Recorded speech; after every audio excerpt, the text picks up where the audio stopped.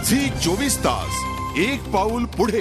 आणि आता बातमी आहे पीक पाण्यासंदर्भातली। चंद्रपूरमध्ये लोकल बॉडी टॅक्स म्हणजे एलबीटीचा फास शेतकऱ्यांविरोधातही आवाला जाऊ लागलेला आहे। मनपा हद्दीमध्ये 2% एलबीटी लागू केल्याच्या निषेधार्थ नफा न्यूनतम पातळीवरती आल्याचा दावा करत सोयाबीन खरेदीदारांनी खरेदीवरती बहिष्कार घातल्यानं शेतकरी संकटात सापडलाय।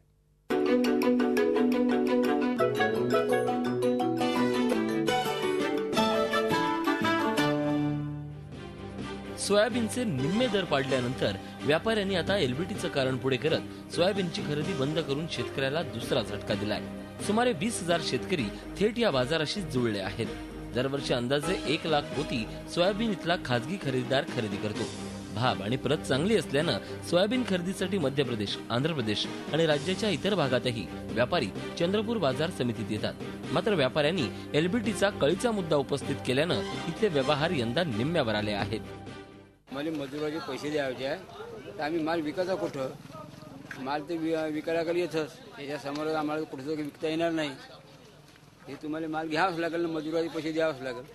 हा माल आम्ही विकायचा कुठं आणि शेतकऱ्यांनी जगायचं कसं? विशेष म्हणजे काही व्यापाऱ्यांनी तर नवा युक्तिवाद पुढे करून आश्चर्याचा धक्काच दिलाय।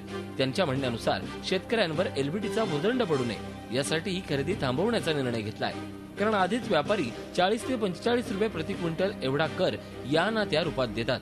आता त्यात पुन्हा 60 ते 65 रुपये प्रति क्विंटल अधिकची भर पडणार असून 100 रुपये प्रति क्विंटलचा बोजा आमच्या खिशातून देण्यापेक्षा शेतकऱ्यांना तेवढा दर कमी दिल्यास तो भरून निघू शकतो, नाहीतर हा खरेदीचा व्यवहार तोट्याचा ठरेल असं समीकरण मांडतायत। या सोयाबीनच्या शेतकऱ्याच्या मालावर महानगरपालिकेतर्फे एलबीटी लागू करण्यात येत आहे, तेव्हा हा नुकसान शेतकऱ्याचा आहे। जब से एलबीटी का कानून लगा है उसके बाद सोयाबीन में हर बोरे पे, हर क्विंटल पे 60 से 65 रुपए प्रति बोरा एलबीटी लग रहा है।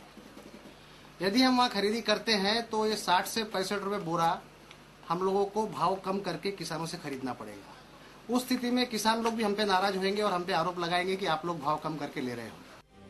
आपली नफेखोर वृत्ती टिकवण्यासाठी व्यापारी कुठल्या टोकाला जातील याचं हे जातीवंत उदाहरण आहे। दुसरीकडे शेतकऱ्यांची मतं घेऊन निवडून येणारे लोकप्रतिनिधी आणि सरकार झोपलंय ते पुढच्या निवडणुकीपर्यंत उठणारही नाहीये। त्यामुळे शेतकऱ्यांनी एकतर थंड बसून सहन करावं, नाहीतर शेतकऱ्यांनी सोयाबीन विकण्यासाठी दुसऱ्या बाजारपेठांमध्ये आपल्या मालाची विक्री करावी। झी24 ताससाठी आशिष शंबाडे, चंद्रपूर। झी24 तास एक पाऊल पुढे।